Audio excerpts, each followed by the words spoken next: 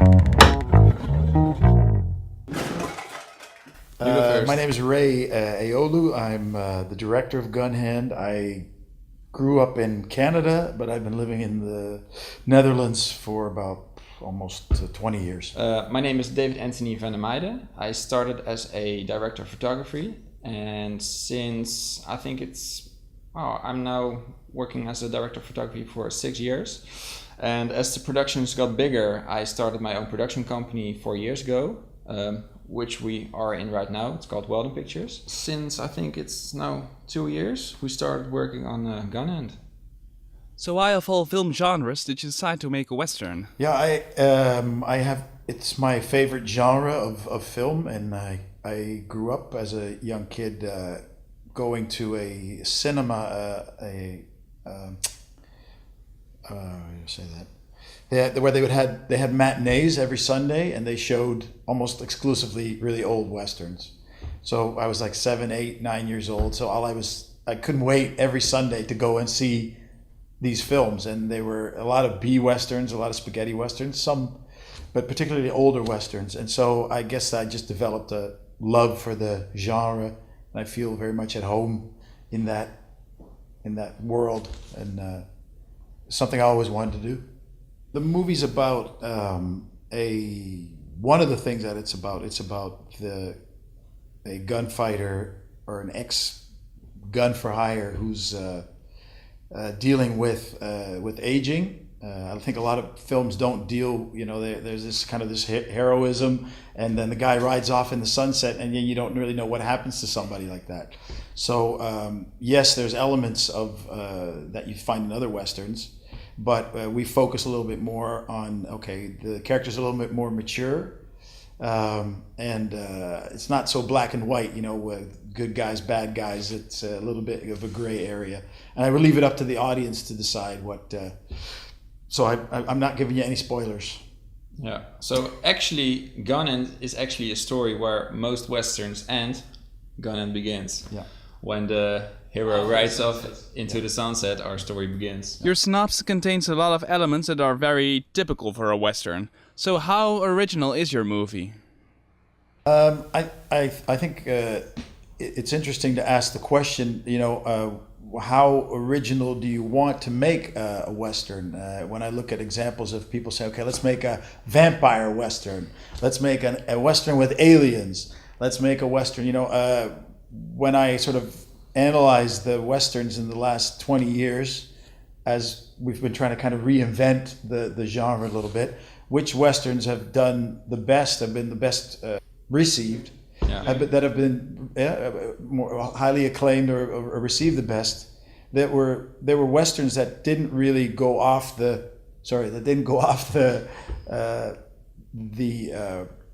path of what the genre really encapsulates, which is these types of situations where that's what America was like. I mean, that's what the West was like, and so introducing elements like aliens or all that stuff. I don't know if that's the way to go. So I don't think it's necessarily a bad thing to be telling a story. It's going to be a traditional Western. Yeah. Like it has all the Western elements, but we're going to put it in a new jacket. A little bit modern. So no long duster coats? Not too many, at least. One of my favorite Westerns is Open Range. I also like one of the more recent films, Django Unchained, which is more of a modern Western, but I really liked it. I wasn't really big of a fan of his latest film, Hateful Eight. Yeah. Well, Hateful Eight is an example where I think, to me it's more like a murder mystery, like a Hercule Poirot kind of thing set, in a hotel or Miss Marple, I think her name is, like these detectives kind of thing, but it's set in the West. So that's an example where you say, we're kind of, we're going to mash up the Western and try to make something different.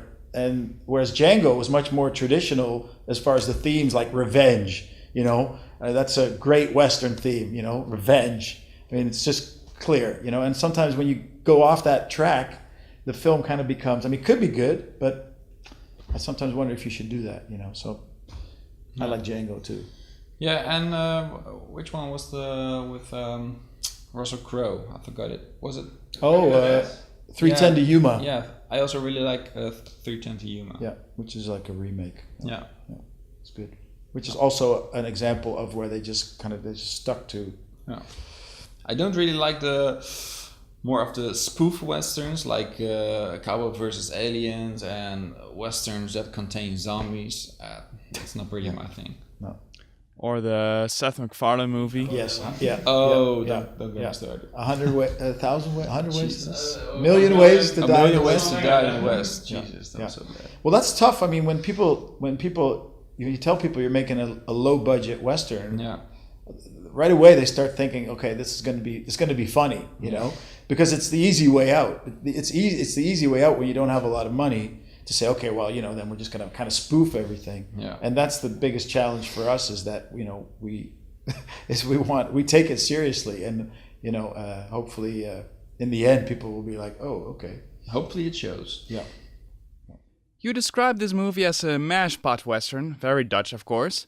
But is this the first mashpot western? I don't know of any others, except for, as we speak, a Dutch director, Martin Koolhoven, is working on a western. Brimstone.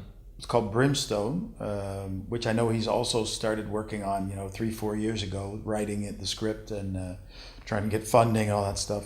So I don't know if you want to talk about that. The race is on. Is it going to be, because he's going to win the race because his film's going to be out before our film's going to be out.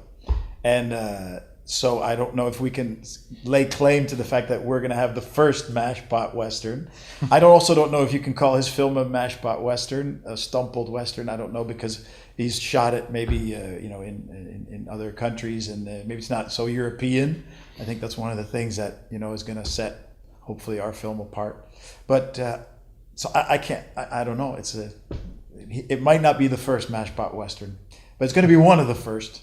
In Italian westerns, most of the time they have those little side characters who are really, really over the top. They are really funny, or they have a handicap, and it's always a bit more over the top. Yeah, they're almost clownesque. Yeah, and I think our western, the Dutch western, is more of a serious type. It's more gritty, a bit more violent, a bit more serious. So I think that's going to set us apart. Maybe more rooted in a little more realism than and not like the, well, of course there's going to be action, but not like the over the top, too much swinging with the guns and like really over the top, like the new Magnificent Seven. That's a really Hollywood type-ish western, very over the top.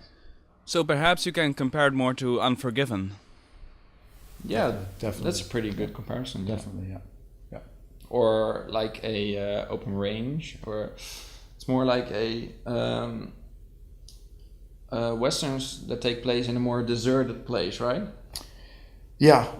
I mean, there's also, I mean, that's the cool thing about westerns. I mean, there's a number of settings you can have. There's always this sort of the clash between civilization being brought to an open, barren place, but our focus is more on the people who are living sort of out in the middle of nowhere, and what that does to the characters, to their lives and stuff like that.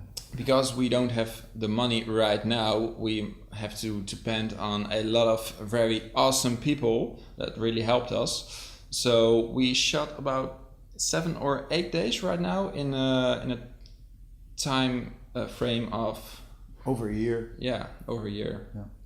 Every few months we get enough people together. We have raise the money to have another shooting day to get the stuff and the locations and stuff. So that's why the whole thing drags on for about a year and a half. Yeah. And then there's the writing and that's been going on also. So I think altogether, me personally, I've been working on it for over 3 years. Yeah, going on 4 years. And Ray and I met like 2 years ago. Yeah, 2 years ago. So we clicked, and he told me about his project. He did some short films. I make a lot of commercials, corporate movies, and I always wanted to make movies. So this is like my first big step in the feature film industry, which is going to be very exciting.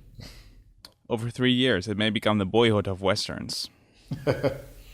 Wow, that's like, well, it was 12 years, right? That's pretty insane. I haven't seen it. Getting there. Yeah. Yeah, still working on it. Well, most movies have like a pre-production of 2 years or even more, like 10. Some do like some 10 years sure, over a script. sure, I mean, sure. it's always there's always something in development. The reason why we are going to do a crowdfunding campaign is mostly because we don't have a track record in feature films. Like the big studios, you really need a track record to, how do you say that? You really need a track record to knock on somebody's door and ask for money, in simple words. So we're gonna do it, in a more, how do you say it? In a more indie way, and also to have more control. To have more creative control about the project, because most of the times big studios, they really want to put their boot on the project and really make it their own, which I can understand because it needs to make a profit. But if the crowdfunding is successful, we're gonna try some more traditional ways of funding, which we are working on right now. In the end, probably what will happen is hopefully that it'll be a combination of both. Yeah. Is that some of it we'll be able to raise with crowdfunding, and maybe part when you approach investors or a studio and you say we already have some of our own money that we can put in. We only need this much to get the film made. It's a different position that you're in than just holding out your hand and saying. It's always easier if you got a little budget of your own that you already funded, because it also shows that people are interested in the project. So that's always a good sign. Yeah. Are you going to do other movies together? Well, let's first see how this one happens. No, I want to. I think we have a good bond. Well, David has like I have this sort of pet project, which is what this is, something I've wanted to do for a long time. He also has a pet project, which is more fantasy oriented.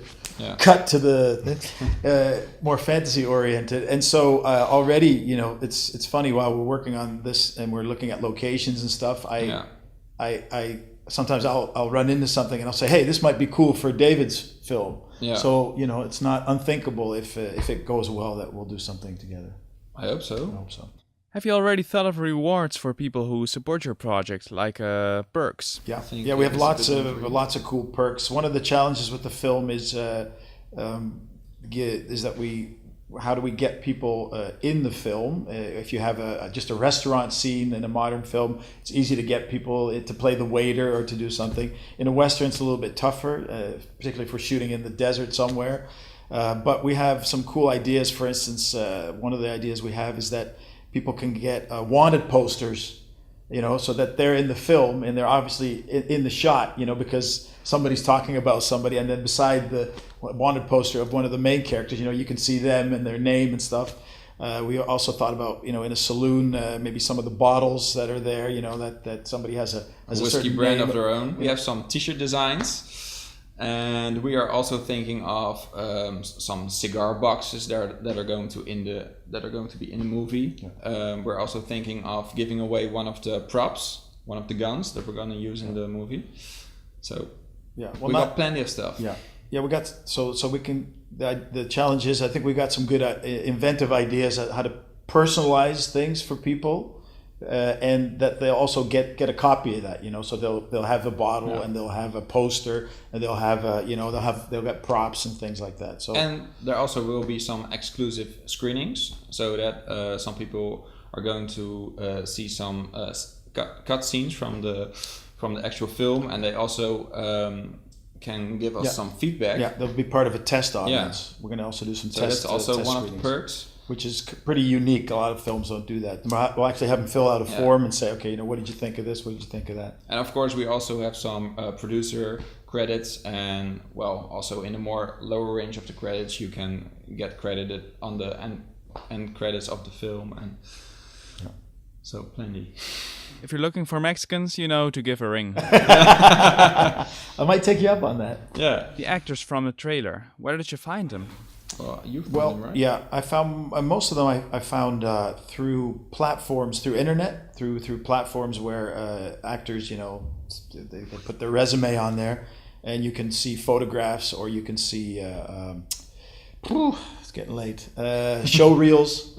You can see photographs, show reels of the actors, and then so I just go through all those places and a lot on YouTube. I mean, there's a lot of people who put their stuff on YouTube, a lot of unknowns, and just go. First of all, you go for a look, and that's the most important thing. People have to have a certain look, and a lot of times it was tough to find people because the actors nowadays they're not very physical. They don't have a real physical presence.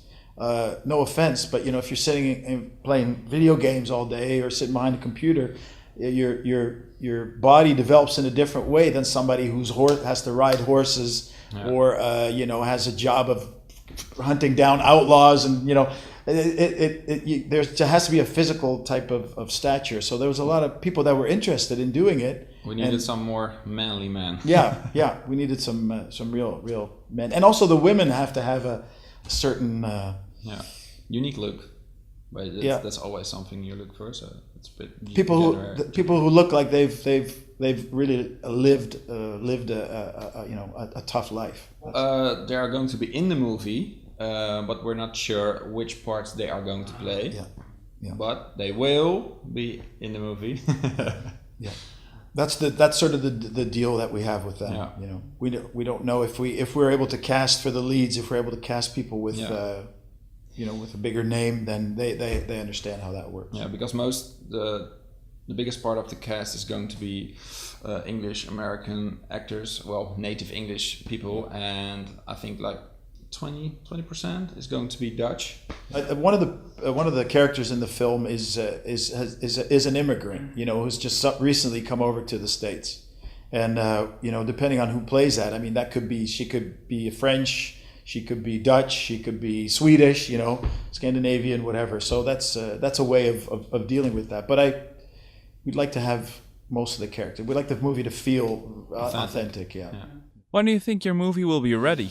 More questions? I think probably the end of 2018. Maybe the fall of 2018. Maybe a little bit earlier. Depends on.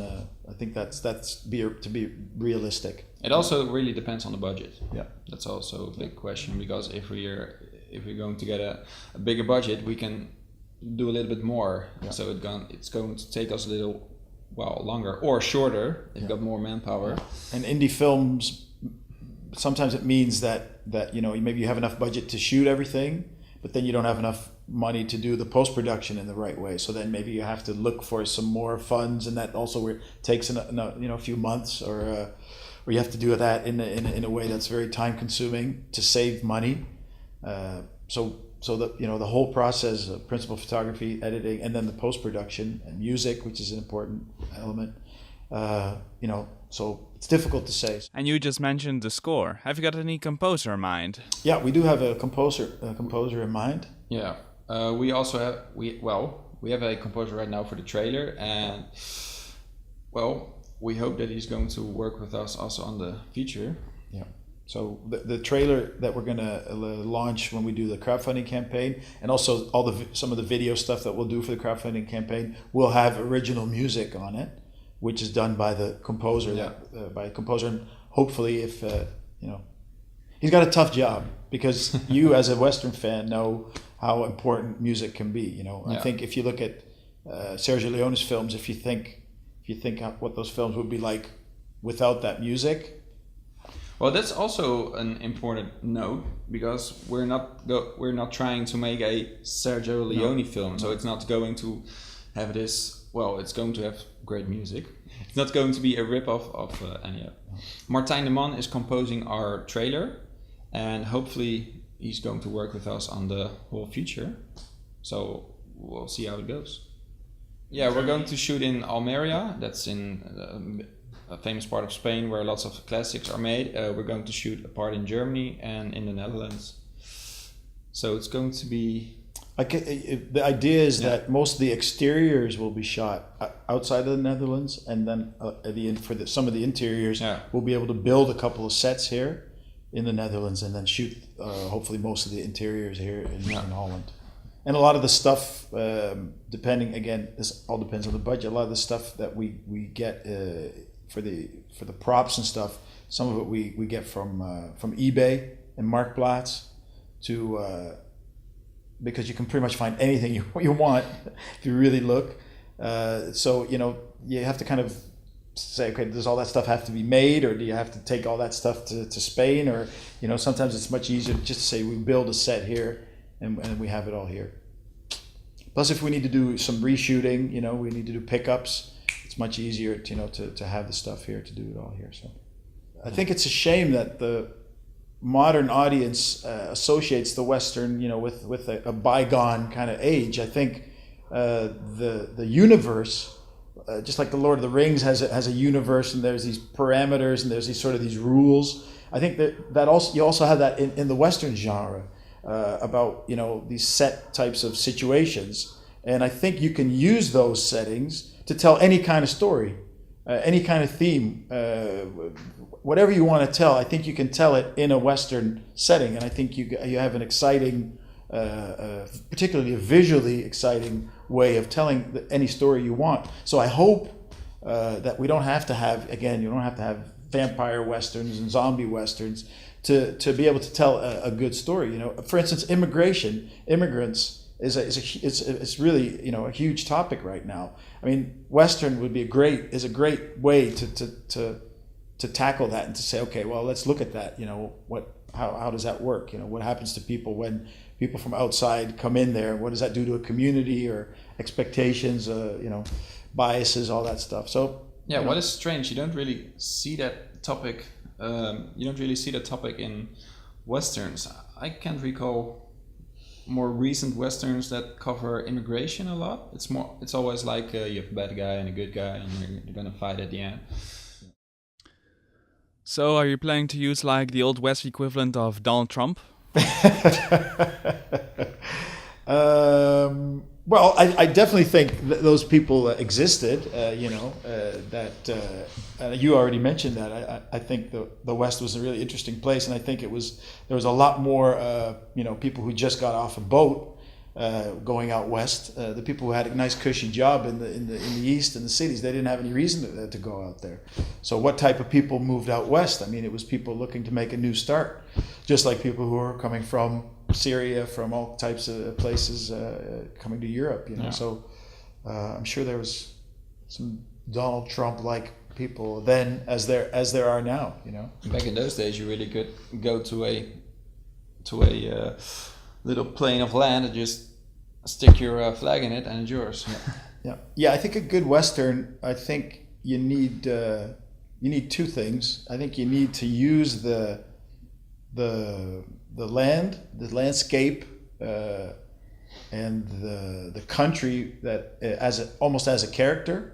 I think when Westerns veer off that and they start, it's more of a Western about a town in the West, then you start to get things that you could also set, in the city or in a neighborhood in a big city, which is fine. But then I think it's kind of a shame. I don't think that you're losing the best part of a Western, which is the fact that it's out there in the middle of nowhere, and the land has to be tamed, and the land is like a character in the film. So I think that's important. And as far as the themes, I think there's 6-7 themes that you see recurring in Westerns, and I think to me there's nothing wrong with taking those themes and trying to take a slightly different angle, but I don't think you should get away from that too much. I think that's what makes a Western, good. So you need vast landscape, guns, horses. That was just a little joke.